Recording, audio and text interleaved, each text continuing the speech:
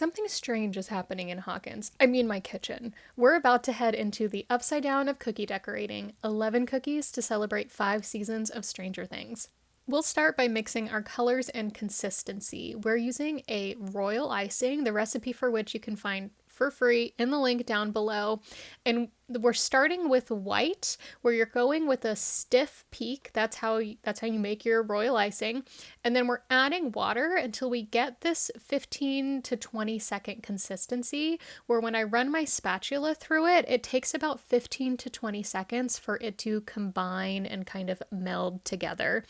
This is my absolute least favorite process of decorating cookies, or part of the process of decorating cookies, because it just takes so much time. And so I try and limit the colors, but with a set like Stranger Things, where we have 11 cookies, the colors kind of add up. And frankly, I forget how many colors I have. I came into this video a little unprepared, but we're just going to make them together.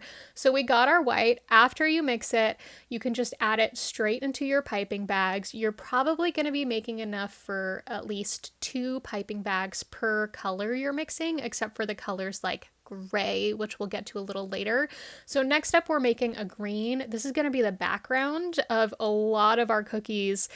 Not a lot. It's going to be the background of 2 1/3 of our cookies.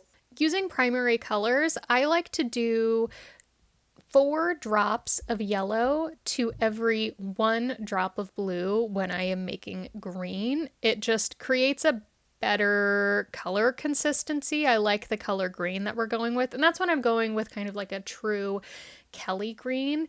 And you want to slowly add food coloring until you kind of get to the color that you're desiring. So we're going for like a richer, darker green, and instead of just adding a whole bunch of food coloring at the beginning, I am going to slowly add it, and this is for a number of reasons.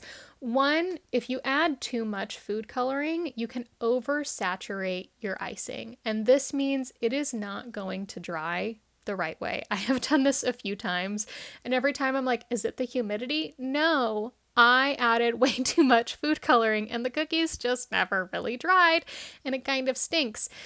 2, if you add too much food coloring, even if you don't oversaturate it, you can have what's called color bleed, where you have this green next to another color, blue, which we're going to do on one of our cookies. The green could bleed into the blue section, and for this set, it probably would look really cool, and for some other sets I've done, it does look cool, but it's not the intended direction that we're going with here. And you also might have noticed I told you the wrong ratio. I do 2 drops of yellow to every blue drop. The blue just packs more of a punch than the yellow does. And we always want to add the food coloring before we get it to the right consistency. So I usually add a little bit of water as I'm adding the food coloring to just help mix it nicely, but I'm not trying to go for the right consistency when I'm going for the right color at the start. I end with being like, okay, let's make sure we get the right amount of water into this so that it's the right consistency.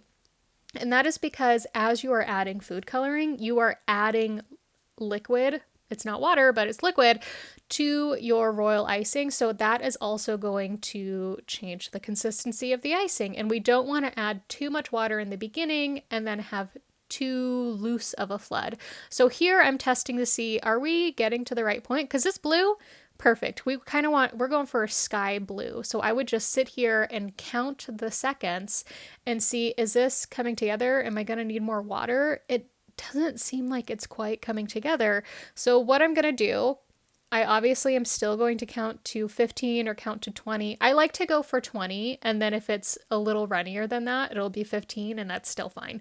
I'm going to add a little bit more water, not trying to overdo it, and I'm just going to make sure I really get that mixed in, that I'm getting as much of the icing off the sides to mix in so that all of that water can be fully absorbed.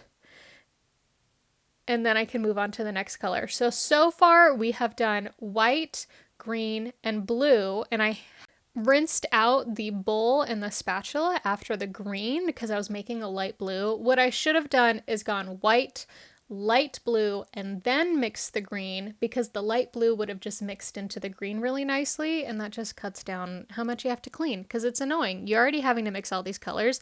Let's not add cleaning a bunch of times to this list as well. But you'll notice after the light blue, I did not clean out the bowl. I just went straight into the red. And that's because the red's going to oversaturate that light blue, which is why I could have had a green and the red would still oversaturate it. It's just going to be a stronger color.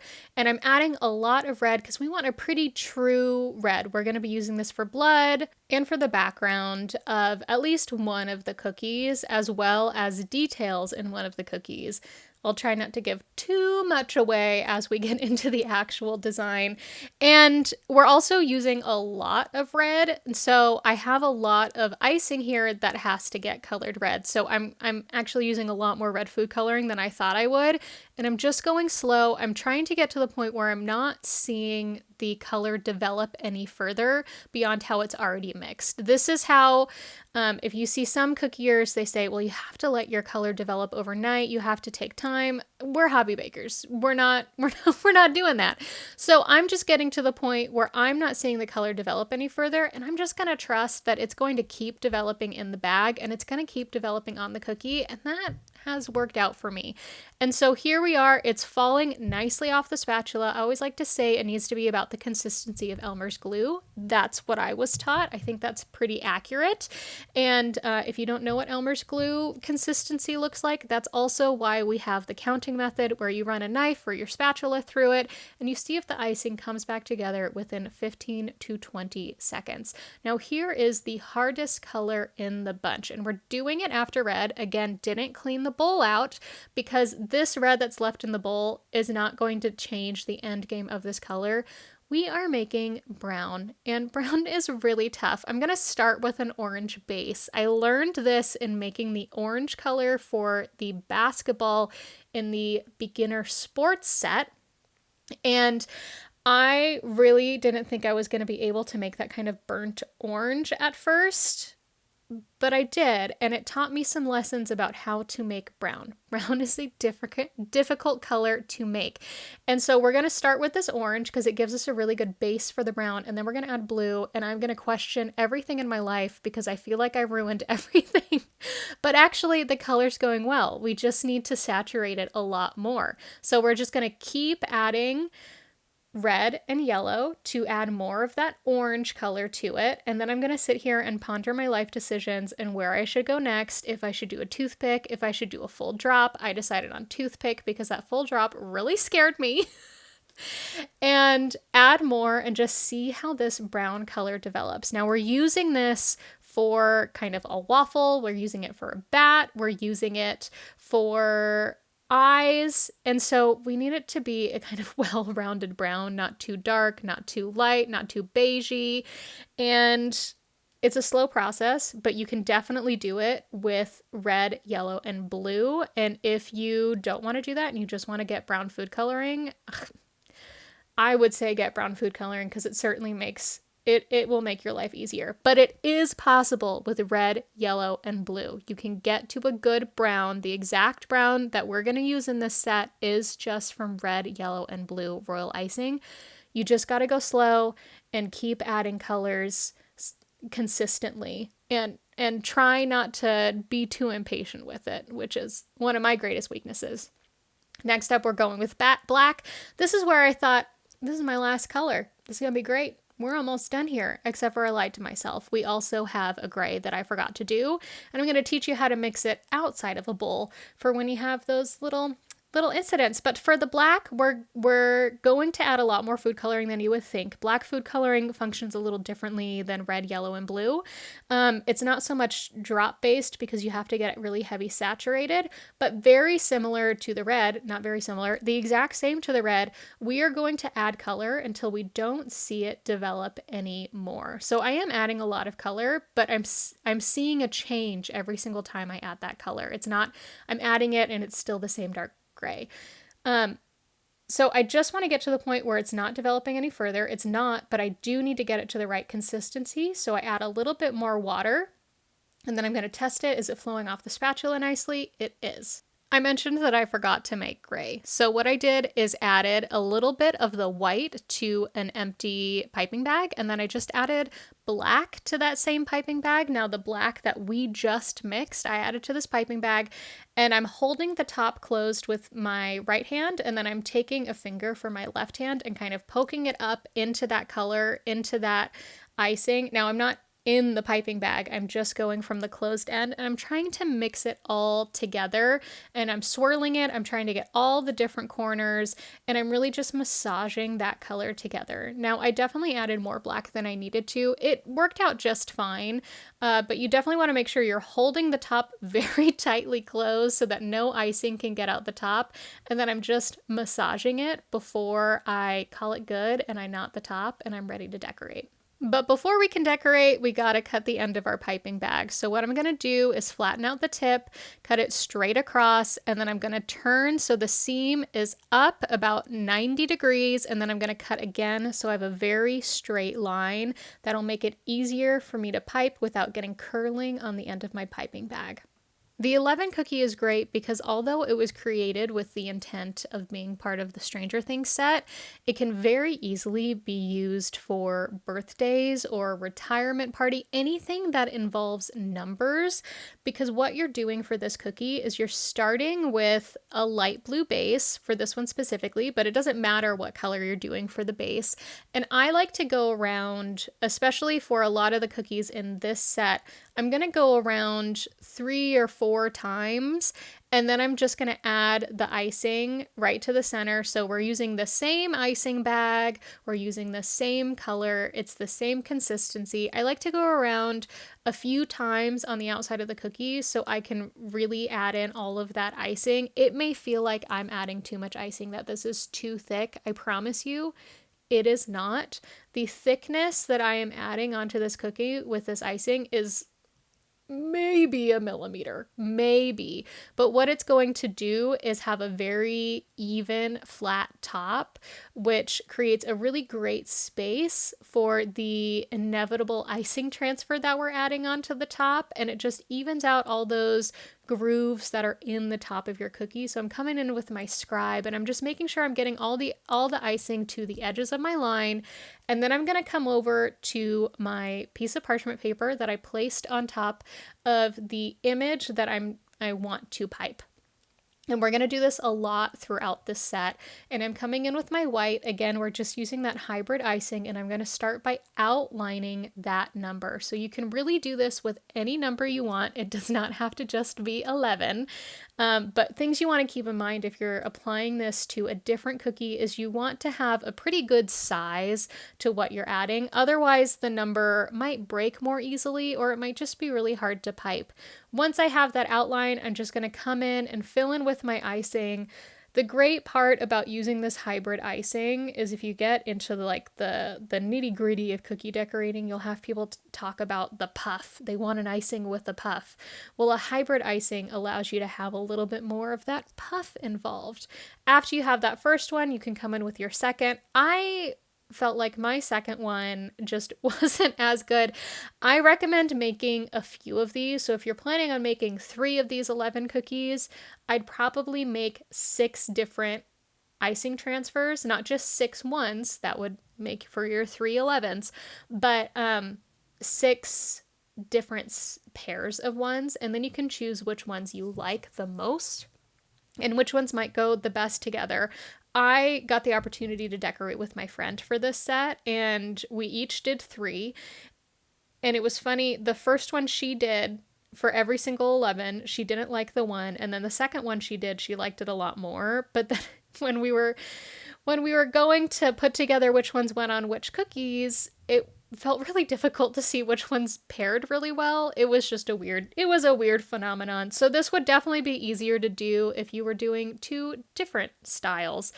You'll also notice I completely just pushed one to the side there. It was very wrinkly because I moved my parchment paper too much. So if you really mess around with your parchment paper, you're going to get some wrinkly icing transfers. Then I'm going to add some of that blue royal icing. I like to use the same color as the base to the back of my one and just kind of eyeball where I think it should be. You don't want to move it too much. You can also, particularly for this cookie with the light blue and the white, you could add the dried royal icing transfers, those ones, onto a semi-wet icing cookie. I am adding it to a dried base, but you could definitely add these to a slightly wet base. I'm not going to say freshly decorated because they might sink in too much and I don't know what that would be, but my friend will add icing transfers to pretty wet bases. I have not done that since I made my Pokemon eye cookies, where I thought that would be a great idea, and then I got color bleed from the dry icing seeping in, the dry icing color, which was black, seeping into the wet icing color. But that's your lemon cookie. I have had multiple Stranger Things parties, and I find the alphabet with the lights on the wall kind of just one of those super iconic scenes, and something that I have recreated for one of my parties. I think pretty well. And so I knew I had to make it in a cookie form, but like, how do you do that, right? In the show, Joyce's wall is wallpaper and florals, and I knew that was just going to be kind of one too many things for this set. So I opted to use the brown, because remember, I don't like mixing colors. I don't know any hobby bakers who do like mixing colors, and so I want to have as few colors as possible, so I'm trying to reuse the colors, and we use this brown on 3 other cookies. So we're already mixing it, let's use it. And I think it creates a great backdrop. Just like with many of the cookies in this set, you are going to outline your circle and fill it in, and then we're going to let it dry. And this one does not have icing transfers, so we definitely want to let it dry fully before we come in for the next steps of this. And I'm just using my scribe to spread that icing all the way to the end, and I really want to make sure that it evens out really nicely. You can see the reflection in this very glossy cookie is not like an even reflection.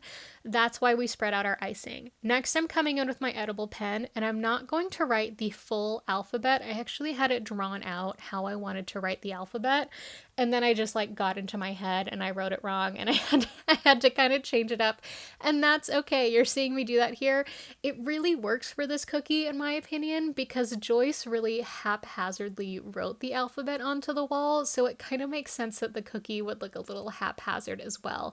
And so I just did a snapshot. You don't have to do this part of it. You could write all of the letters on your cookie. That just kind of felt like a lot for me. Or you could write a different section.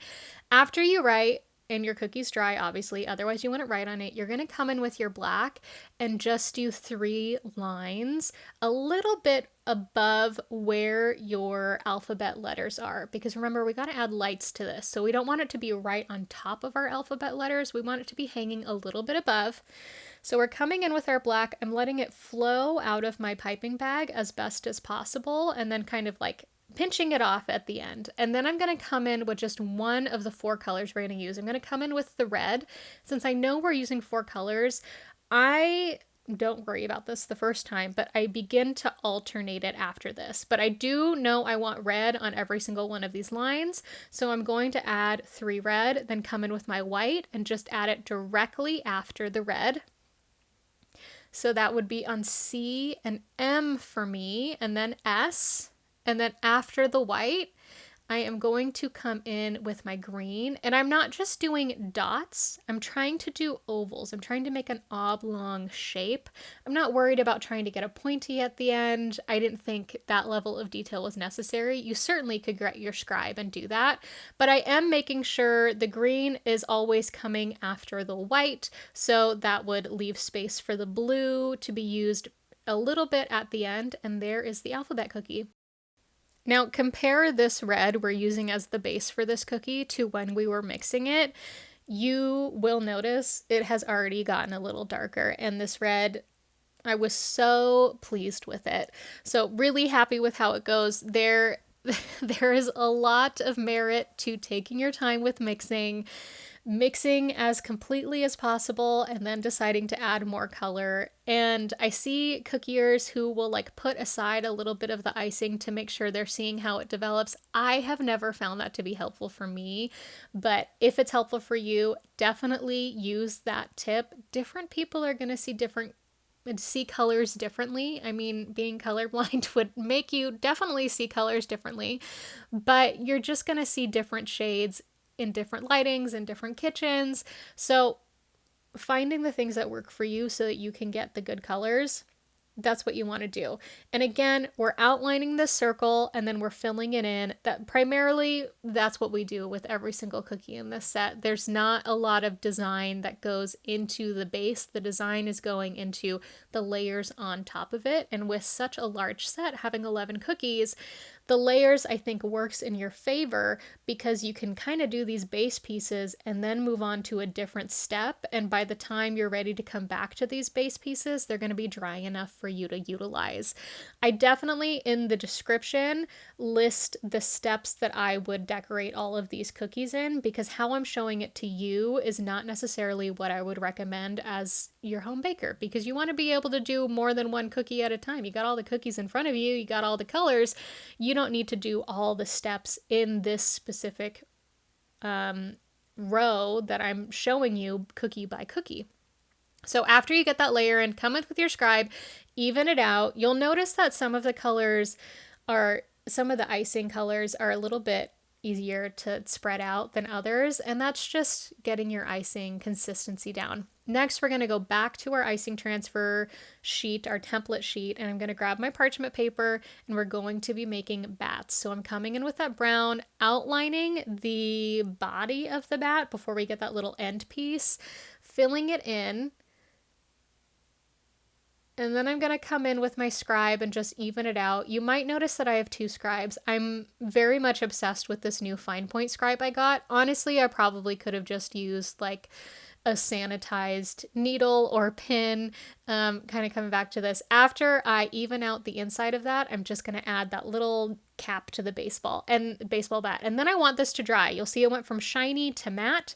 So then I can come in with the gray that we mixed up in the icing bag, and I'm adding some lines and some dots to represent the nails. And I'm not doing this over the template paper. I'm not trying to line it up perfectly. I'm using the template as kind of a visual guide of where these need to go, because obviously I covered majority of that template with the brown icing for the bat, so I wouldn't be able to see it. And after the first one, I decided adding the nail heads wasn't really that big of a deal. The lines were good enough for this. And then once our bats dry, I was a little afraid that the nails might stick onto the parchment paper, or they might break off. They came off so well. You can see it right here. They're just peeling. Well, one of my bats broke. And that's why we make extras, right? That's totally okay. But everything came off really well. I'm adding that red that we used for the base to the back of the bat. This just helps fill in. I try not to add too much. It's like when you're using Elmer's glue and you're putting something down. If you add too much glue, it's going to seep out the side. We don't want to do that, but we do want to fill in any of that empty space. You can see the bat's a little curved. So we want to fill that in so it creates that sturdy base for our bat cookie.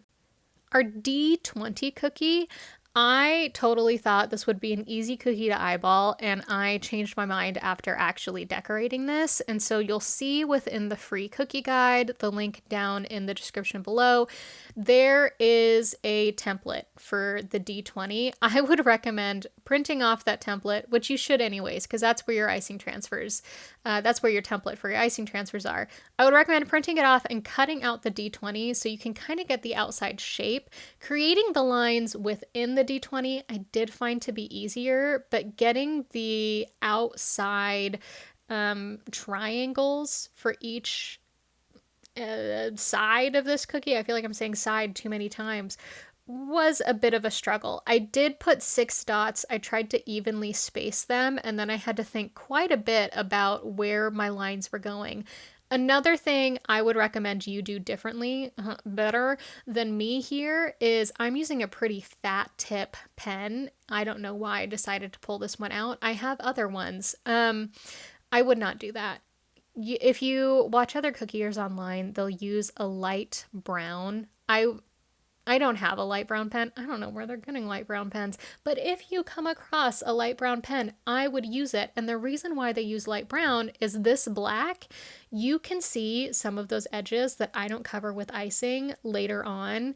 And a light brown, they just would not be as visible. Even if I used a finer tip black, that edge would not be as visible. Another option, we're putting blue down. So if I used a blue edible pen, it would have been a lot easier. So now I'm coming in with the blue icing and I'm going to outline my shape and then I'm going to fill it in. And we're not going to do the full D20 in one sitting. We're going to do sides so we can get that dimension across our cookie. We've done this on other cookies before if you've decorated with me. The volleyball one from the sports set really stands out as an example of that, where we want to keep those edges. Pumpkin, that's another one where we want to keep the edges. So we're just going to give a little bit of dry time. What we're looking to do is to outline and fill any of the shapes that really aren't touching. So the corners I felt fine with. And we're going to do this about 3 times. You're going to be filling in maybe 3 or 4 for the first 2 sections, and then the last section you'll have 3 or 2 left. I don't really have a great pattern for what I recommend decorating. You can certainly follow exactly as I'm doing it here. That's up to you. So I did the first 2 outside pieces, and then I'm coming in and doing that middle piece, and you might be thinking, hey, Cami, you said they can't touch. I think it's fine if the corners touch. They still kept relatively their dimension and it worked out just fine. You just want to make sure that your icing's not too thin, but if you're using that 15 to 20 second consistency, you'll be really solid. If you're concerned at all about it, put the outline down and then move on to another D20 cookie, put the outline down, and then do another D20 cookie, put the outline down. Do however many D20 cookies you're doing for this set, or move on to another cookie and then come back and then fill in those outlines. So you'll have a very strong edge before you move to the fill in, because the fill can be what expands your shape a little bit too much. It just puts a little bit of pressure onto our lines. If only it was like coloring, where as long as you're staying in the line, you're fine. No, our lines can be pushed a little bit when we're decorating cookies. So I decided on 4. I wanted to get as many of these shapes as possible, and I figured these 4 shapes were ones that I could do without things touching too much. And you can actually see on this bottom one where the middle piece and this bottom piece kind of should be connecting. They're really not touching. So that's another way you can get around this. Well, yeah, they're not supposed to be touching right here. And then once these have matted over just slightly, they're like a little glossy still, but they're not super glossy like we see when we pipe on fresh. That's when we can come in for our next step. So we don't have to wait for them to be like super crusted over, really hard. Things don't have to dry fully with this cookie. They just have to dry like enough where they're not going to want to blend together. And then we're going to come in with our scribe and just even everything out as we move on to each of the next steps. So again, I don't have a great direction on saying like, well, you should do 3 of the pieces in the center, and then you should do 1 of the bottom ones, and then you should do the top. You can do any 3 or 4 that are not touching at a time. It doesn't matter which ones you do. It doesn't matter which ones you focus on first. You just want to make sure that only their little tippy corners touch. If that, you can still leave a little room, because you can see this last one that I just filled in that extra space that I left from the last time around. So I let those dry, and then I'm coming in for the final 3 that I have left. And I always recommend outlining instead of just filling. This is how I feel like my sections can have very defined lines, even though the fill will just push that line up to that dried piece of the cookie. It doesn't matter. If I don't put that piped line down, I don't know, the edges just they don't have a little crisp edge. You'll see the same thing on the soccer ball in the beginner sports ball set. It has very crisp edges because I'm always outlining the sections before I fill them in. It doesn't matter that they're already kind of outlined by the dry icing. It just keeps a very crisp edge for me. Now, if you are able to fill those in because you're like, Cami, I'm a hobby baker. I don't care. I just kind of want to get this cookie decorated. Um, Boy, do I feel that. But if you can do it and you don't need those lines, kudos to you. You know, different bakers, different cookiers are going to decorate different ways, and that is wonderful. There's absolutely nothing wrong with that. So I mentioned in the beginning, I wish I had used a finer tipped pen, and I wish I hadn't used black. I wish I had a brown pen, and this is a little, you can see a little bit why, because you're seeing some of this black on the side. And I think the best way I could have resolved that is just coming in with my edible pen and just blacking out the edges. I think that would have looked just fine, and it would have kind of resolved that issue for me, and I'm thinking of that only now. So hopefully you don't have that same mistake. I don't mind the cookie showing right there. I do mind the black being there and looking a little messy.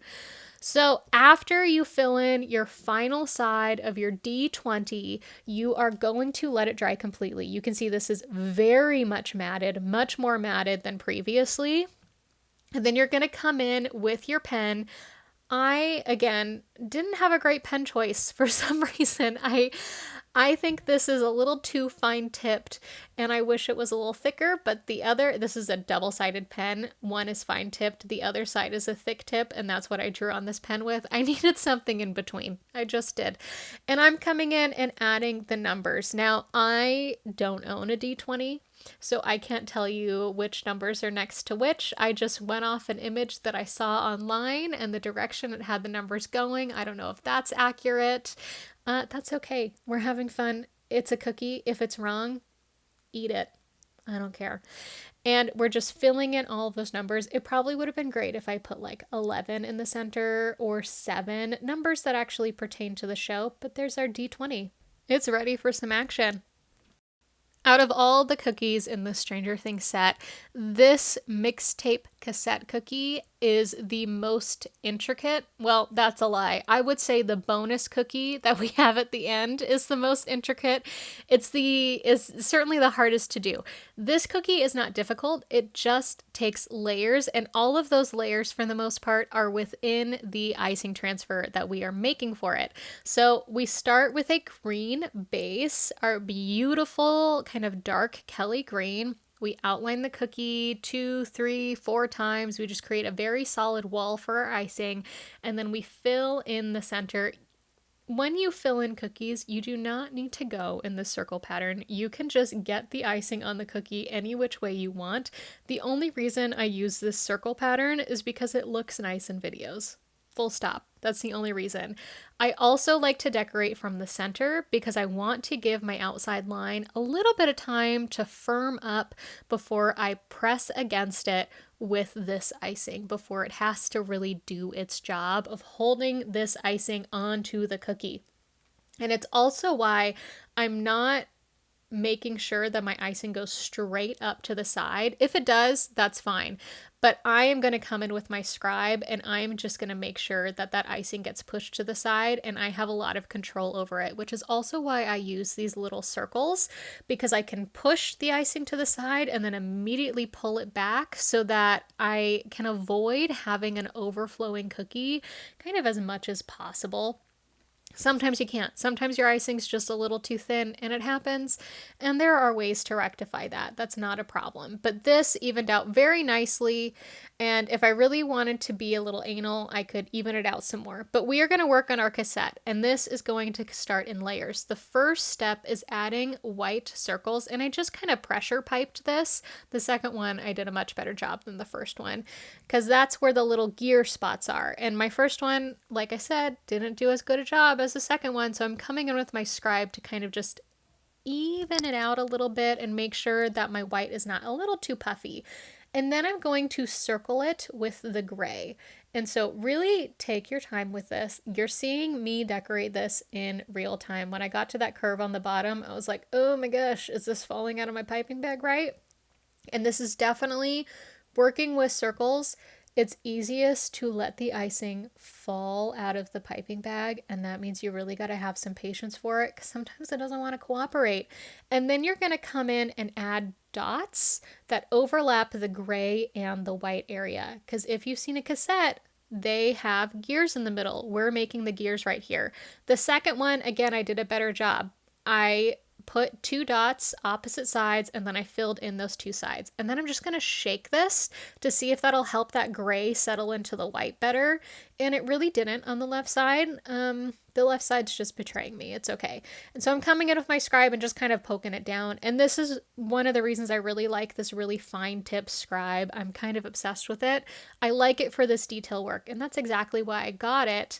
But I also have been using my other scribe for just regular cookie stuff. Now we're coming in. This one's hard to see on the transfer, but there's 3 black dots, and these are just parts of our cassette. So we're going to let all of that dry, crust over. It doesn't have to be fully dry.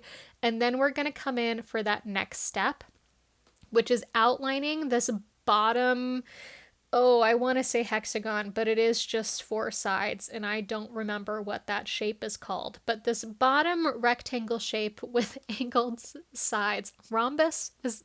No, I feel like a rhombus is a different shape too. If you know what shape I am referring to, please put it in the comments below because I will not think of it. And we are outlining around that one black dot that's in the center of it, and we're just filling in that, and I'm coming with my scribe and I'm just evening it out. A lot of people, when they're working with these icing transfers, they'll just shake the parchment, and you certainly could do that. I would be a little afraid on this cookie specifically though, since we have parts that are drying, that shaking the parchment might shake your dried icing piece out of place. So next we're coming back with the black and outlining our center gears, and then we're going to fill that in. This is what will hold our gears into place.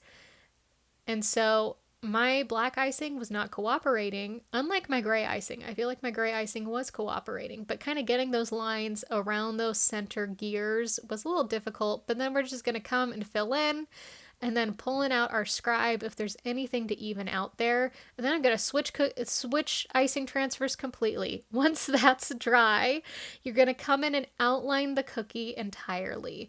And I would definitely take your time. There are some curves. There are a couple little pieces on the bottom sides of this cookie that kind of stick out a little bit more.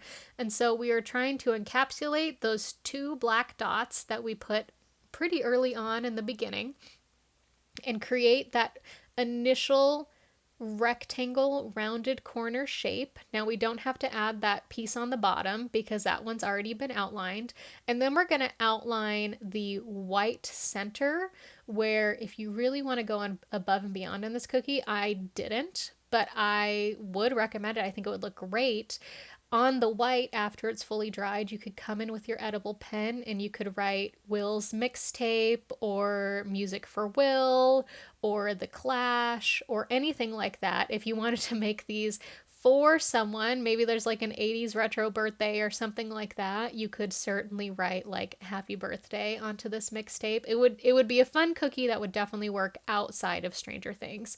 Once you have your outline, just like every other shape in here, we're going to fill it in. Now we're not filling in the center. That is going to be white. You have a little bit of an example to the left of this icing transfer that I already finished, and I forgot to record while I was doing it, hence why we switched to this one. But we're just going to fill in all those shapes. We don't want to cover those black dots. The black dots seem superfluous, but they are adding some more dimension to our cassette and making them look like an original cassette. And then we're just going to fill in that slight edge and make sure that we have all of our final black pieces onto this cookie. And then once that's dry, always letting it matte, always letting it crust over, we're going to come in with our white. Like I always like to do, I want to outline my edge before I fill in. I don't just want to pressure pipe. I just don't want to push the icing through my piping bag and fill in this section thinking, oh, I have edges, because the edges can look really wobbly and wonky. And frankly, I already made that happen on this. And if you can't see it, thank you, bless you. And if you can see it, it just proves my point. So I'm going to outline it. the outside edge, and then I'm going to outline the inside gear black box. Another reason to let the black icing just dry ever so slightly, not fully dry, as I mentioned earlier in this video, you can get color bleed, particularly from black, and it being dry and being put onto a wet cookie. So black often will color bleed into white because what's in white? White is the absence of color. Black is all of the color. So if you have the black just being slightly dry, it is not going to as easily seep its color into the white. It is going to also be drying and be wet as the white. Those peel off very nicely. I was a little concerned they might peel off weirdly because we did them in so many steps, but they peeled off really nicely. I'm going to come in with the green because that's the base of our cassette, and the base of our cassette mixtape cookie, and I'm going to add that to the back. And I wanted this to be angled in the end, but really you're just centering it on the cookie. That's it. And there is our cassette mixtape cookie. What song's on it, right? This cookie actually inspired the entirety of the Stranger Things set and was like the primary catalyst for why I wanted to make it. But it is another one similar to the D20 cookie where I really just kind of overestimated my drawing skills. So hopefully you're better than me. The good news is, unlike the D20 cookie, you cover everything on this cookie. So if you make a mistake and you need to rewrite it, you need to redraw it, you definitely can. I'd also recommend, again, using a finer tip edible pen. I don't know what I'm doing here, but you want to have 5 different points and start with a small circle in the middle. You are making the demogorgon if you haven't figured it out yet. And then one kind of weird, funny texture thing that I've never done before in this way is we're adding like a scraped outside black base. One, because who wants a ton of black on their cookie? Words I will be eating later in this set, particularly when we get to the 11th bonus cookie. But we're going to start by taking our black icing and outlining the kind of flower demogorgon shape before we move on to the next step. Now, this outline isn't going to then be filled in. What we're going to do is just kind of add some of this extra icing haphazardly around the outside of the cookie, and you'll very quickly see why, because we're actually going to scrape off most of this icing. We just kind of want to black out this cookie. This is honestly another thing that you could do on the D20, although I think an edible pen would probably make more sense. So I'm moving my little turntable out of the way and I'm pulling over a fresh piece of paper towel because I'm going to take my scribe. This definitely would have worked better with a spatula or with just like a regular butter knife. I want to move this icing around. I want to cover the outline of my demogorgon to the edge of the cookie in black, and then I'm just scraping off the excess. And if it looks uneven and it looks kind of haphazard, honestly, the better in my opinion, because we're making a scary monster cookie. We don't need the outside of it to look super prim and neat because it's a scary monster. Scary monsters are not super prim and neat. Certainly not a demogorgon. Have you seen how those things eat? They're not efficient. They're not good at it. How do they survive? Anywho, I'm just taking my scribe and trying to use the side of it to like move the icing around and get it where I want to. It kind of just sticks to the scribe in a weird way. But after I get each side of the cookie covered, I'm taking my scribe and just scraping away a lot of the excess icing because we don't need it. That's not the point of having it here. This is also another good example of if I was using my really fine tipped scribe, this would take forever, which is why I like having the fine tip and the thicker tip scribe. I used this scribe. I probably bought these in 2019, and I think I bought like a 10 pack off Amazon. Half of them have disappeared. I don't know where scribes go. But they are super helpful. And you'll see other cookiers selling these like really cute scribes that have a lot of beads on them and stuff. They're too much for my hand to hold. They're really cute. So if you want one of those, go ahead. But I really like these very simple scribes that kind of just have the pointy end. They're a little thicker and they're easy for my hand to hold. And I really don't feel like I need to care about them a ton. I've put them through the dishwasher, I've hand washed them. They last the test of time. Now, my fine tip scribe, that has a really fine point. It actually has a cover that I put onto it because it could very easily cut through your skin. And that's not fun. And so it would make a job like this a lot harder because it's so fine tipped. But it's also why I think you could probably just use a sanitized needle or pin or safety pin instead of a fine tip like that. But the fine tip does come in handy, and I kind of wish I had gotten it sooner, like last year, but I've been decorating cookies for over 10 years and just now got a fine tip, so it's not a necessary purchase. Anywho, final stages of this outside of the demogorgon. I'm just kind of scraping off any of this kind of excess icing. You can see how much I have, and that's why I like having this paper towel kind of sitting right underneath so I don't have to keep reaching to the side. I let that dry a little bit. It doesn't really need to be all that long. Really just reset up, clean up your workstation, and come back and we're going to decorate it. So we're going to come in with the center of this. We drew on that circle. We want to follow that circle. We're going to outline it. We're going to fill it in. You might notice I didn't say we're going to need extra dry time or anything. We do want to make sure we have a solid base. We don't want it to be too thin, but we are going to add more icing to it, and we're going to come in with the white, and we're going to add dots. And at first I started with like this little teardrop approach, and then I was quickly like, nope, this does not matter. And I'm going to come in with my scribe. Again, we're talking fine tip versus regular scribe. Regular scribe would work here. My friend who I decorated cookies with for this set, she used a regular scribe. I used the fine tip. I like the precision of the fine tip.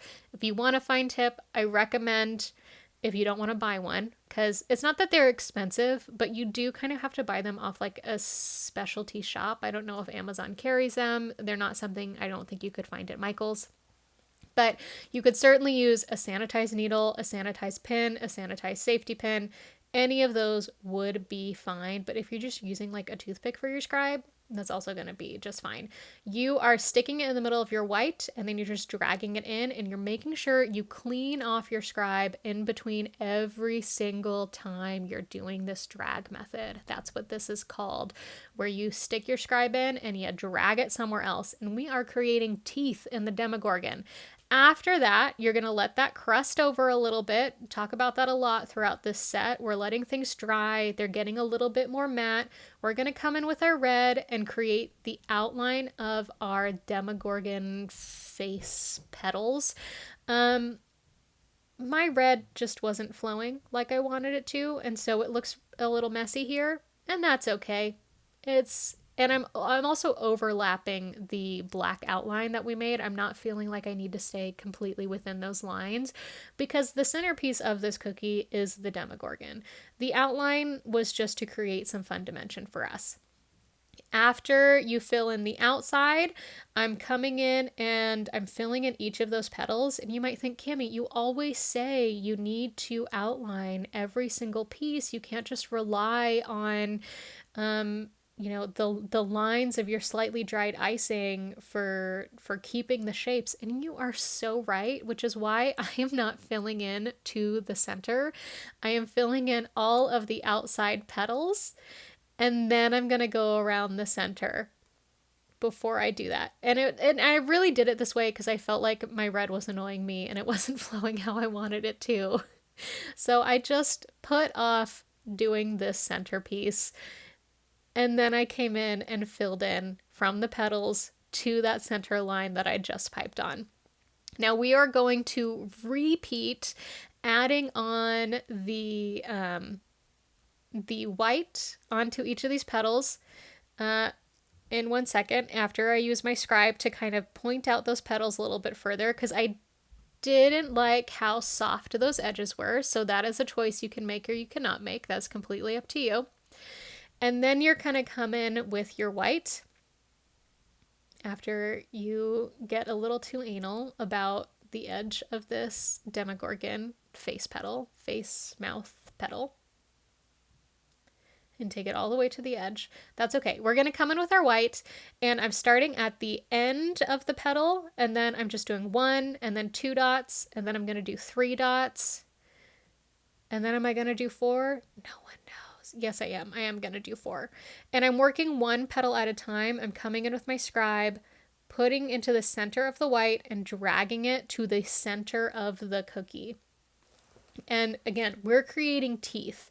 In between every single drag, I am wiping my scribe off onto a paper towel so that I'm not transferring any of that red onto the white of another one of these drags. And I did the same thing in the center. I didn't want to get any of the black that touches my scribe into the white. So you can have some crisp looking teeth. You do want to move faster on this cookie, so don't worry about it being perfect. You're making a supernatural sci-fi being from another realm. It doesn't matter if it looks perfect, because you're also making its mouth, and maybe it's missing a tooth. Maybe that tooth is broken, but you are going to want to quickly go through this, because the longer you take, the more your icing is going to dry, and you'll see that mine stays pretty shiny throughout this. That's going to be your indicator of if something is too dry or not. And I definitely sped this up. I didn't think you'd want to watch me drag about 20,000 dots throughout this. And I keep the same kind of dot method, 1, 2, 3, 4 for all of the petals until I get to my very last one, which was also my smallest one, where I do 1, 2, 3, and then I end with 3 again on the bottom because I just was gonna run out of shape. But after all of those immense amount of drags, you'll end with your lovely demogorgon. All right, let's move on to something that feels a little bit easier, kind of go back to just outlining a cookie, filling it in, making an icing transfer, and then put it on the cookie, right? Like that's all we want to do here. So we're going to pull out that blue again, and we're going to outline this cookie in blue. Like you've seen me do before, I like to go about 2, 3, maybe 4 times around, and then I'm going to fill it from the inside out. Now, funny story about this blue, I mentioned that I didn't do a great job tracking the colors I needed in the set. I also thought, I was like, oh, this is going to be a really heavy red and black set, and I had so much of that left over in the end. Because I don't know, my brain wasn't working, but this set is really heavy in the blue. There are 3 cookies that primarily use blue, and then 1 cookie that 2/3 of it is blue. And I was decorating the set with my friend, and we're going through, and the D20, we were doing that in stages. We would do a piece, and then we'd move on and decorate a few other cookies and do a couple other things, come back to it, and then we've got to the final piece. We're like, oh shoot, we need to finish this D20, and we had just enough blue for the alphabet Christmas lights, and that's all we had left. And so I had to go make some more light blue, and it kind of stank. It worked out just fine. We had to scrape the D20s and then redo those cookies, but had to mix some more light blue, and plan better than me. Please do so. Anywho, so we're going to come in, we have our parchment paper, we have our icing transfers that we need to make, so we have our template. We're going to be working on the eyes. And so first thing, you're going to want to outline the eye using white. And we're going to do that for both of them. It's going to be easiest to take your white icing and just follow the black outline of that eye. And you might think, well, the eye has black on it. Like, why aren't we doing that one first? That's because the white is the base of this eye. The white is the base of this icing transfer, and so we want to get the base on first. All of the other colors, all the other details are on top of this base color. Now, I did not use my scribe to even this out because I felt like the white blended into itself really nicely.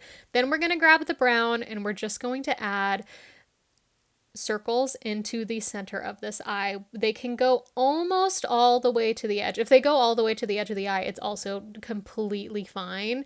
I just wanted mine to look almost all the way to the edge. And then we're going to come in with our black. You'll notice that we're not waiting till anything dries with this, and we're adding our black pupil, so a smaller circle within that brown circle. And I'm outlining it and then just filling in the center. We're not adding a ton of additional icing to this. And then here's the trick. We want a little bit of a white spot. So I put some white royal icing onto my paper towel and I dipped my scribe into it. And then I'm just doing a dab where I feel like the light would be hitting these eyes. And then I'm coming back with my black and I'm outlining the eyes. And I did multiple sets of eyes. You can see that here. I did all of those before I came in with the black, and I felt like I needed to move my parchment around a lot more when I worked on these eyes. When I worked on this outline of the eyes so that I could really get the black exactly where I wanted it to be. The other thing I did was I wanted the top of the eyes to look a little bit more distinct. So I came and did 2 lines of black on the top and only 1 on the bottom. And it's a very subtle, small difference, but it does just create a little bit of extra heaviness onto the top of the eye that I appreciated. You get it? You get it? I appreciated that. So moving that parchment paper around so I can get everything exactly where I need it and getting those extra lines. And then again, just adding 1 additional black line onto the top of the eye to just create a little bit of heaviness onto the top of the eye. Then you're going to set these aside to dry, and then once they're dry, you can kind of figure out which eyes you want to move forward with. This one had a little bit of extra black, so I'm just using my thumbnail to kind of pinch off that extra piece of black on the eye. Then we're going to take our blue, which is the base of this cookie, and my blue was clogged. So coming back, we're going to take the blue and we're going to put it onto the back of the eye and then place it not in the center of this cookie, but more towards the top. So within the top third of this cookie. And then we're going to repeat with the other eye, kind of spacing them, whatever seems the appropriate amount of space. Far close enough apart. Obviously we need them on the cookie. And then we're going to grab our red icing and we're going to add blood from them. Now you can decide whose eyes you think these are, because 11 kills some people and their eyes bleed, but also when 11 works really hard, her eyes bleed. And I feel like we even see in a trailer for season 5 someone else with their eyes bleeding. So I'll let you be the guest of whose eyes these are and why they might be bleeding, but we just want to add some little blood trails from these eyes. I liked the look of having 3, 2 on the outside that were a little bit longer, 1 in the middle, and then just adding some additional drops for each one of the blood falling. And we're adding that onto a dry cookie for our bleeding eyes. Now grab your brown icing again, and we're going to start adding lines, which you either love them or hate them. There really is no in between when it comes to cookie decorating and lines. You definitely want a thicker line for this, so you're going to want to cut a slightly larger hole in your piping bag. This definitely works out well if you have done the baseball and the eyes, and you also can just cut a larger hole in this piping bag and use it for the baseball and the eyes, because those are not super precise work. But to make sure you're getting a very thick line, you're going to go over these lines twice. And so you're adding, how many lines did I add here? I added 6 lines. You want to go for anywhere between 6, 8, if you really want to be ambitious, 10. 10 might be a little too crowded. And you want them evenly spaced across your cookie. Now mine's not super evenly spaced. You can see the end is like, oh, I don't really have enough room for 2 more lines, so let's just do 1. Maybe plan a little bit better, but it's okay. We're decorating cookies, remember? So you're gonna do those lines, go over them twice, and then you're gonna turn your cookie, 90 degrees, so that you can do the same thing again with lines perpendicular, crossing at a 90-degree angle to the lines you just piped. Trick with lines. You'll see that I have a little bit of icing coming out of my piping bag. I make sure it touches the cookie, and then I lift up my piping bag and let the icing fall out of the cookie. And this is in real time. This icing worked really well for me, so it fell out of the piping bag really nicely. That doesn't always happen. And then if you get a little bit of too much icing or too blobby at the end, you can just wipe it off. That's what I did right there.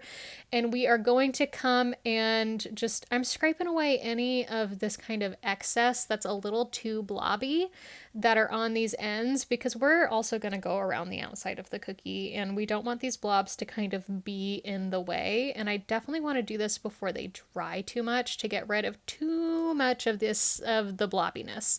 and that's okay. But I also didn't double up these lines. So I'm coming back with my brown and I'm going to put another layer onto these perpendicular lines, because remember the first lines I did 2 layers of those lines. I want to do 2 layers of these lines. Have you figured out what the cookie we are decorating is yet?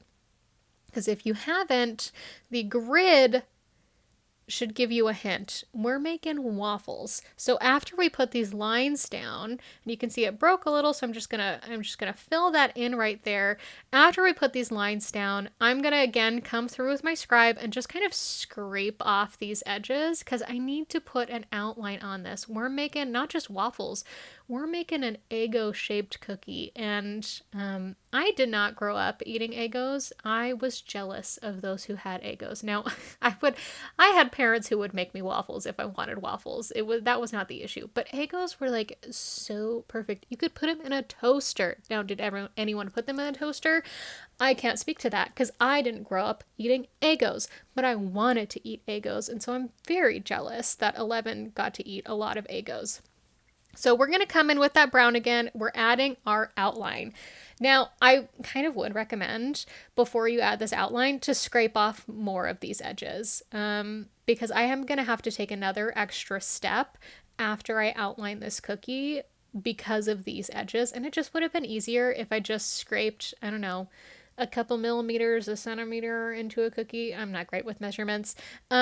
Where my edge was gonna fall. It just would have made my life easier. But I almost always say you should outline your cookie more than once, and you're definitely going to want to do this. Remember, those inside lines are double thickness, double height, they're double lined.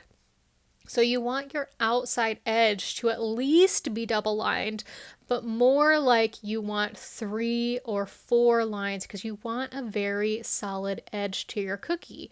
And you might notice there are some gaps between, particularly right there, that was the most glaring one to me, my outside edge and the inside. So I'm going to take my scribe and I'm just kind of pushing this icing onto the cookie so that I have a very firm edge, because this is not the end of our waffle. You could make it be the end of your waffle if you wanted to. There's certainly another way to decorate this waffle.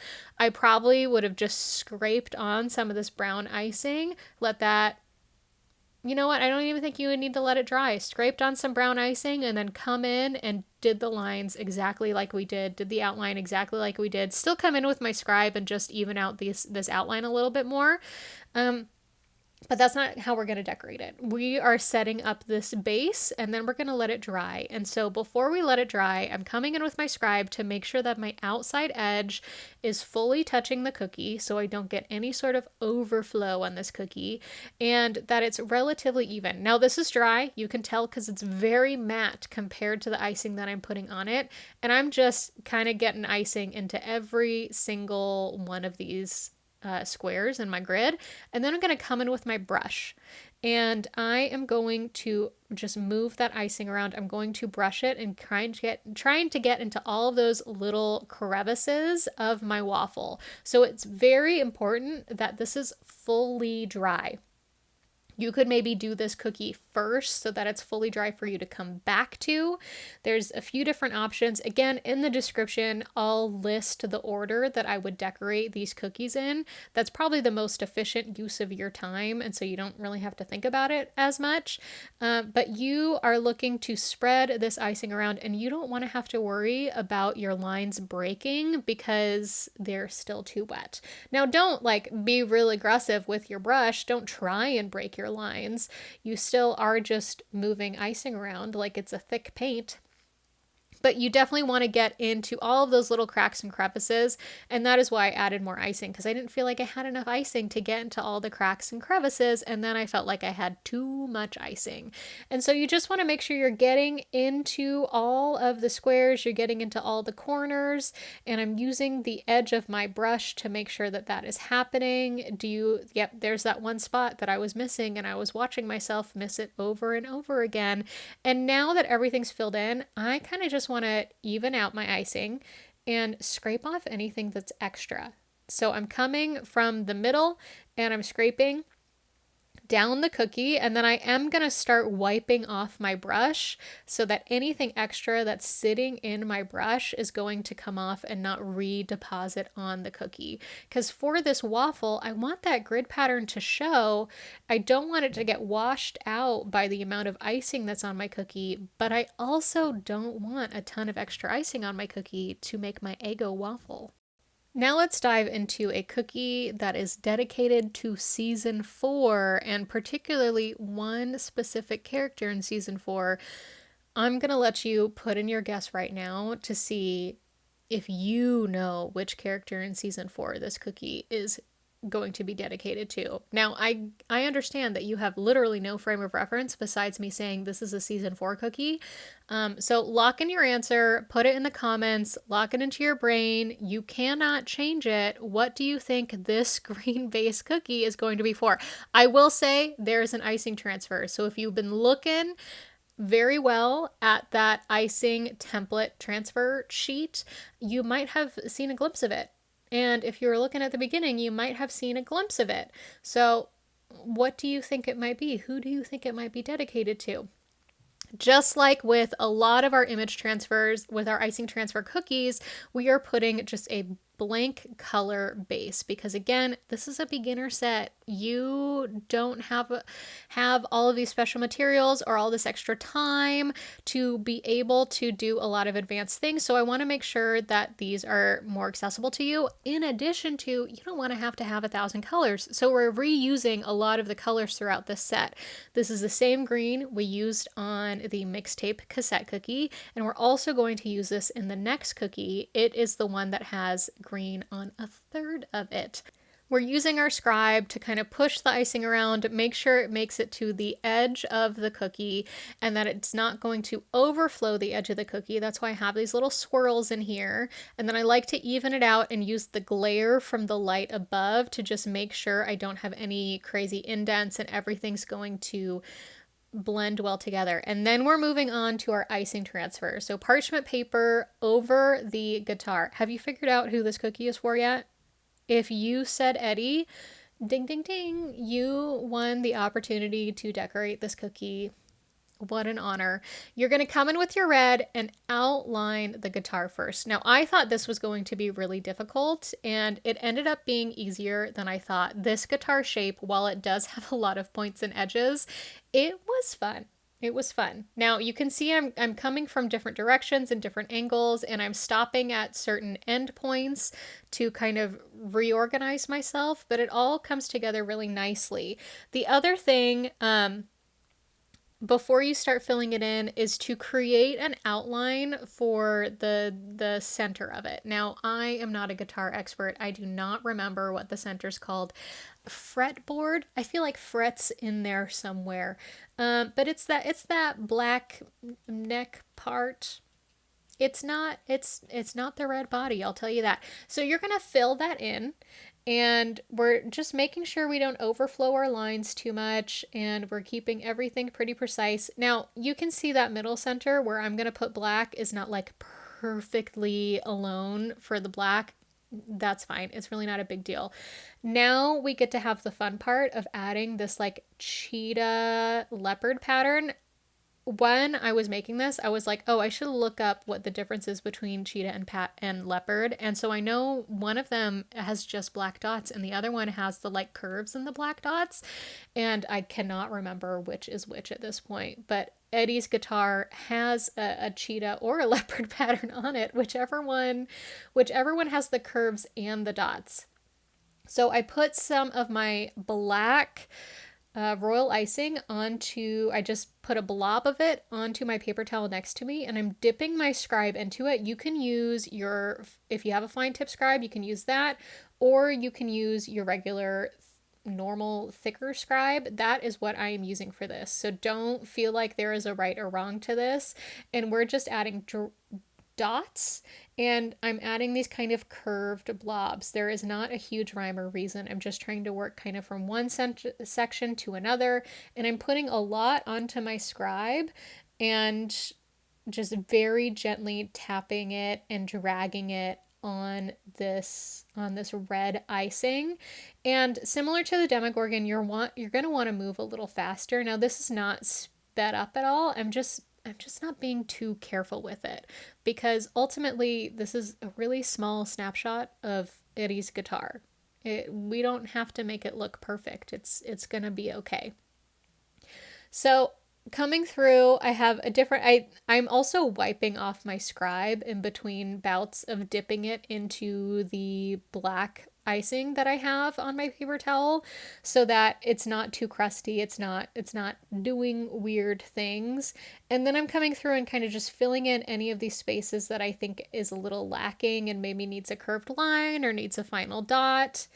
Any area where you feel like there might be a little bit too much red, or there's maybe too many dots, you can come in with your scribe with black icing on the end and just add a little curved liner at it. And then you're going to grab your black and you're going to fill in that center part. So we're going to go all the way up the neck of the guitar, doing the outside edges. You can see my icing line broke right there. It's okay.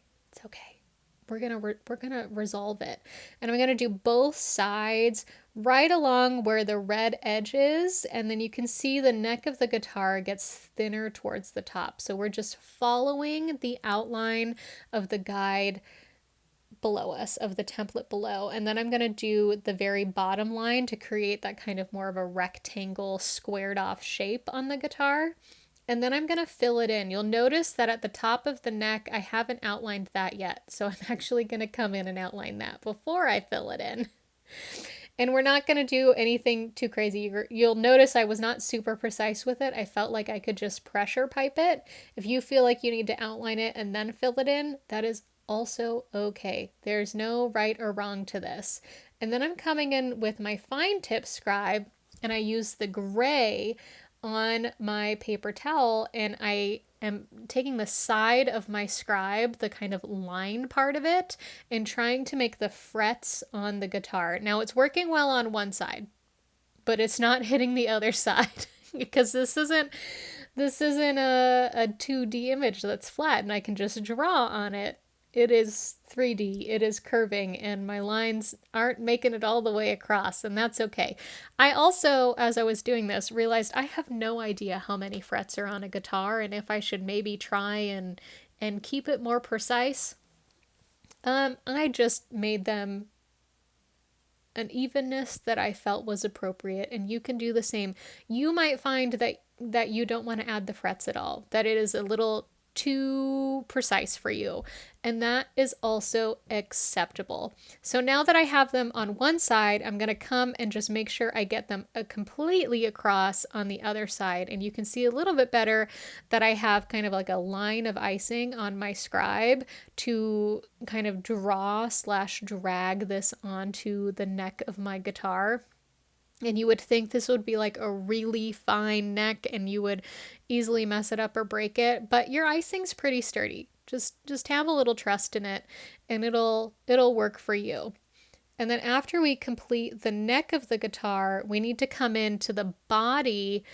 Again, is it still called the fretboard? Is that what it is? But we need to add some lines onto that. And this is where I really second guessed myself.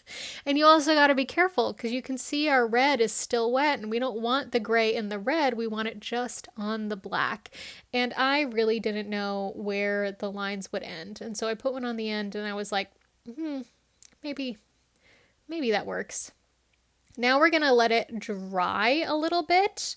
Just a little, and I'm going to come in with the black and add 4 dots because that's part of Eddie's guitar, and I'm going to add the little tuners that are at the top. Again, I did not add the right number. I know I didn't add the right number. I just added one at the top, one at the bottom, and then I filled in appropriately, and it works because this is a cookie. Now they came off really nicely.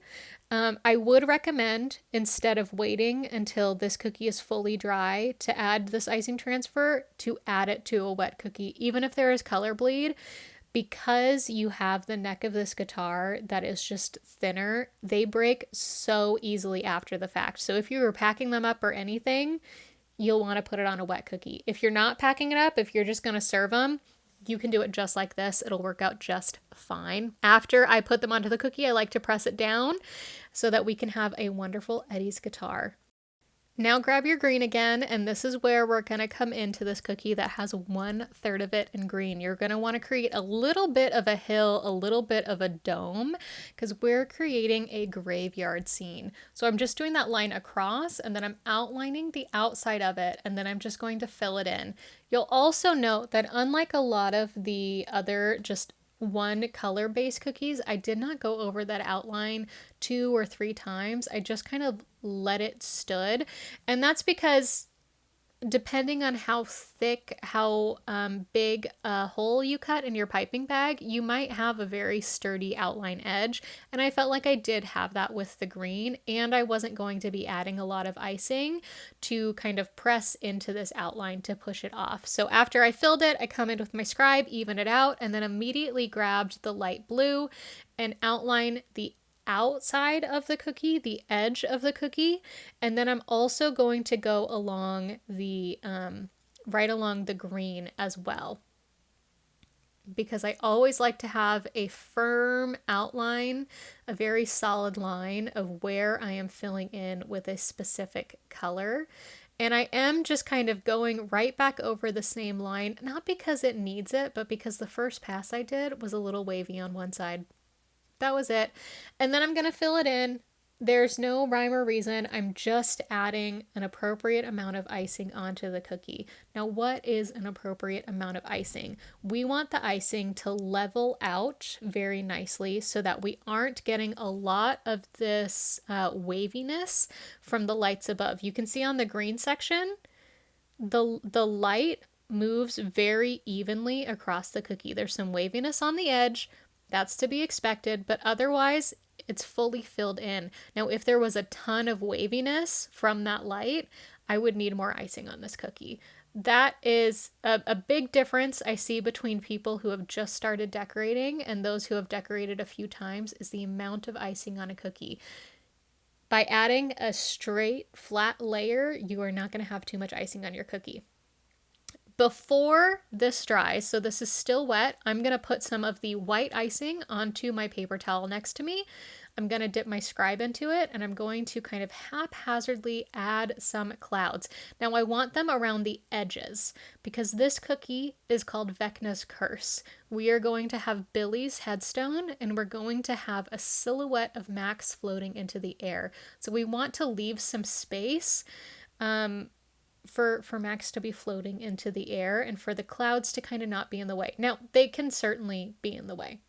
We're going to paint over it with our black icing, so it's not like the white's going to overshadow Max in the air, but we want to have an appropriate amount of space to focus on Max in the middle.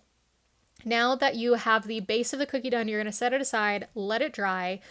Not just crust over, because similar to the alphabet Christmas light cookie, we are going to be doing a lot of touching and a lot of work on that cookie, but we're going to make the headstone next. So I'm just doing the initial top shape, and I'm using my scribe to kind of get to the points that I want it to. And then I'm going to come add the bottom rectangle, the base to the headstone, to Billy's headstone. And you don't have to be super precise with this. You'll notice that I did the side and the top outline, and then the bottom I just kind of pressure piped it.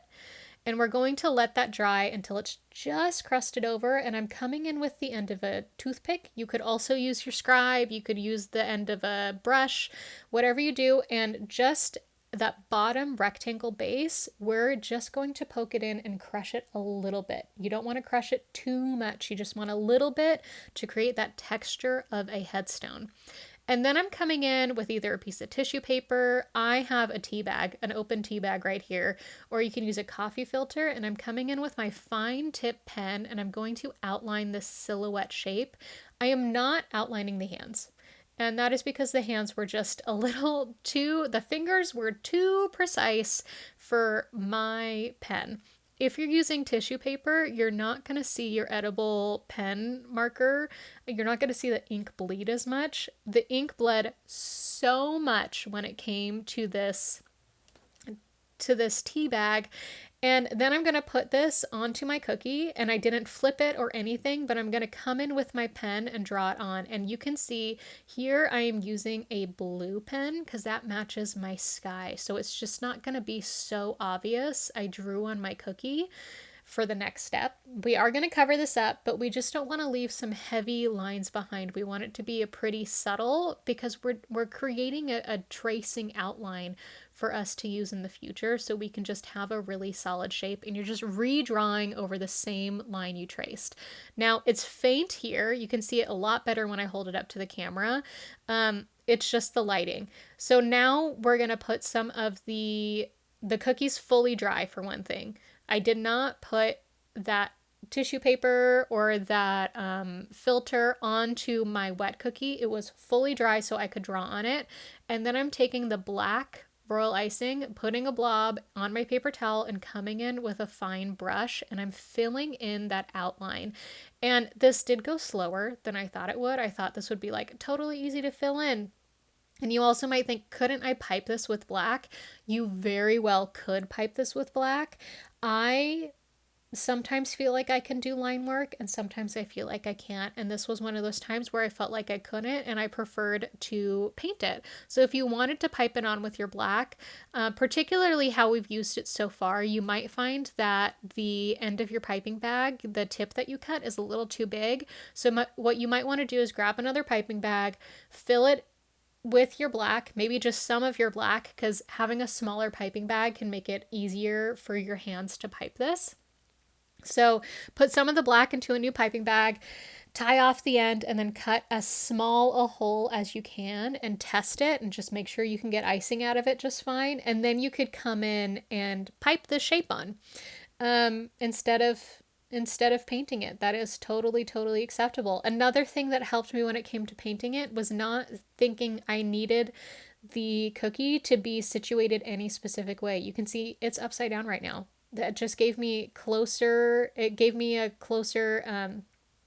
access to the shape that I needed to fill in. And the icing wasn't as malleable as I kind of expected it to be as I was painting, because this isn't like acrylic paint. It's icing. It's food. So it's not going to work the same way. And that's okay, especially because this icing's not as thin as acrylic paint. It is thicker than that. One thing you might notice is, where are the fingers? There's no fingers. We also don't have any hair for Max, but we're putting that aside completely. Now, the fingers, you might decide you don't care, that it's not adding anything for you. And honestly, that's probably the right move because they were the hardest part of this cookie. And looking at this right here, I don't think it needs fingers. But what we did with that is something that you've seen us do with other aspects of the cookies in the Stranger Things set, which is using our scribe, putting icing on a paper towel like we already did with the black, and using our scribe to kind of draw on the smallest of fingers. And again, how many fingers do we have on a hand? We have 5. So we want to get 5 on there. If you don't feel like you can get 5 on there, I probably just wouldn't add hands at all. You can also practice this by just painting onto some of your parchment paper or painting onto a paper towel and then using your scribe to kind of make hands out of it. And if you don't feel like that is turning out well, don't even bother putting it on a cookie. I think it's totally fine if you don't add the fingers to her hands. It's totally fine. Because this was really super precise work. And does it add a lot in the end?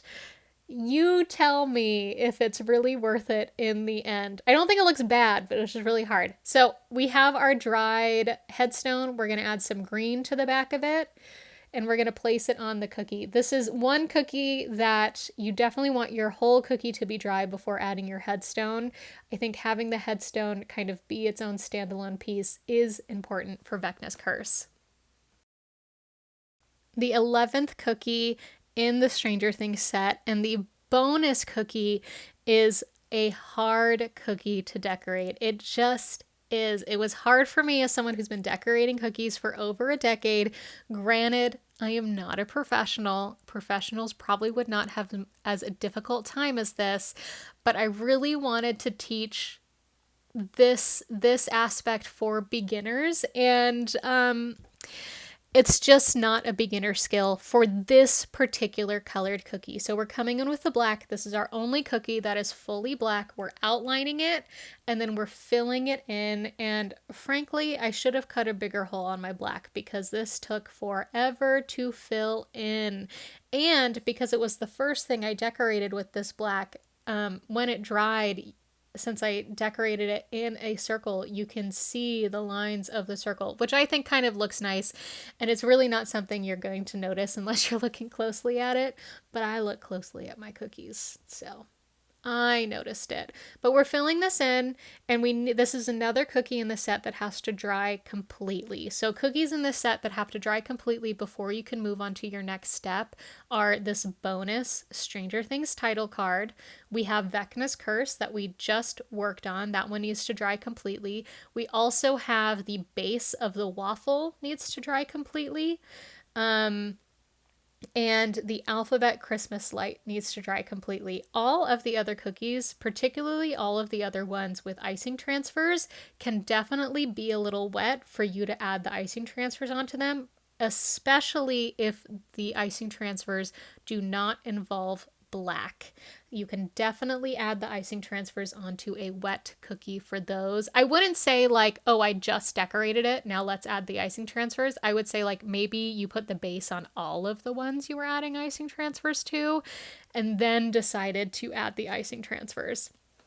Again, I'll put in the description down below the order that I would decorate these cookies in because I think it's really helpful for such a big set. This is 11 cookies. 10 if you skip this cookie, which I think is something you could definitely do, is skip this cookie. But it is a lot of cookies to decorate, and it's a fun set, and I would definitely recommend doing it, but it's going to take some time. So we're getting near the end of me filling in the black on this cookie, and then we get into some of the challenges. I learned from another cookier that you can use the same trick we did for Vecna's Curse, where you can outline lettering using tissue paper. I would also recommend a coffee filter. The tea bag that I used was a little too thin of a material. There was a lot of ink spread on it, so the tissue paper works better than that. But you can outline the design that you want to put onto your cookie, and then or you can trace the design that you want to put onto your cookie and then draw it again onto that tissue paper onto your cookie, just like we saw with Vecna's Curse, and it gives you that background for your writing. I don't often consider that a beginner skill because, one, you're going to need different consistency, and that's what we're going to work on next. So I am taking some of the red that we had left over, not all of it, unless this is all the red you have left. I'm putting it into our mixing bowl, the mixing bowl that we mix all the colors in, and then I'm just taking some powdered sugar. I probably should sift this, but again, this is a hobby. I'm not sifting it. I'm just making sure that all that powdered sugar is mixed in completely because we don't want a hybrid consistency for writing. I have never found a hybrid consistency to be helpful in writing. I need something that's a little stiffer. I like to say kind of a toothpaste consistency. So toothpaste can still get that little kind of like curve when you have a lot of it, but it also holds its shape better. It settles, but it holds its shape. Hopefully you understand what I'm saying.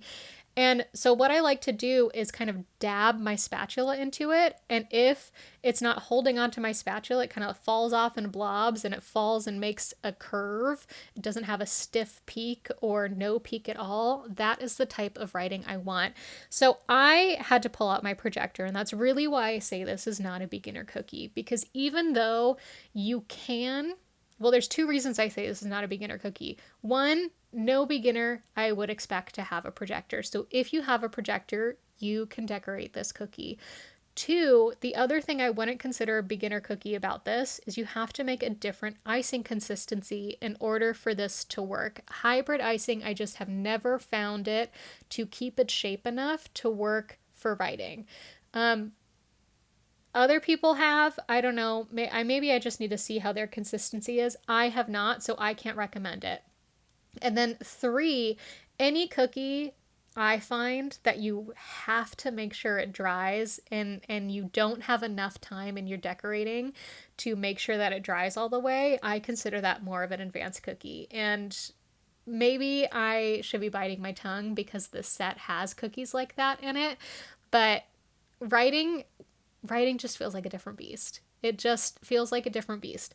So, if this didn't have a black background, then what we could have done is use tissue paper to trace the lettering, which this is very difficult lettering. This font is supposed to be an outline, and I have very shaky hands, and decorating can really hurt my hands sometimes because I have some arthritis. I could not get the outline well. It just was too difficult for me. But my friend who also decorated cookies with me, she could do the outline. So she did the outline. I filled it in. This is another aspect of the bonus cookie you can decide to do or not do. Anywho, if we could have used tissue paper and gotten the ink to show on this cookie, which I really tried to do, then I really feel like this could be accessible for anyone who wants to try it versus needing to have this projector set up. So if you wanted to do a non-black background, maybe what you could do is do a red background and then use your black. You can make a thicker black icing like we did with the powdered sugar to make this red icing. And you could do the title card in black instead of in red. That would be a great alternative. And then you could see the trace that you draw onto the cookie. And I would highly recommend that. Again, we did that for Vecna's Curse. That's how we got the silhouette of Max. It doesn't have to be perfect. It just has to give you the outline that you're going for. And then you can take the challenge of writing onto this cookie. And I specify that this is 5 times speed so that you know I'm going 5 times slower than this. And that's what I originally showed when I worked on that S, just how much slower this cookie takes to decorate, because there's so much precision in this particular font. And now we're back to regular speed. There's 3 lines that are added, one that's underneath the R, and I'm following what is being projected onto the cookie. That's just a whole other skill as well. And then when it comes to the top line, I don't want to smudge what's on that cookie. So I'm going to do a dot for the beginning and the end.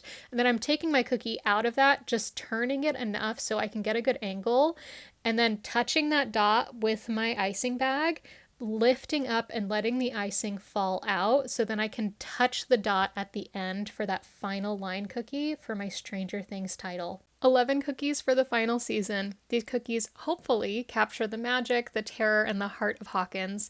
Whether you tackle the whole set or just pick your favorites, you're bringing a piece of the Upside Down into your kitchen. And honestly, that feels like the perfect way to say goodbye to Stranger Things.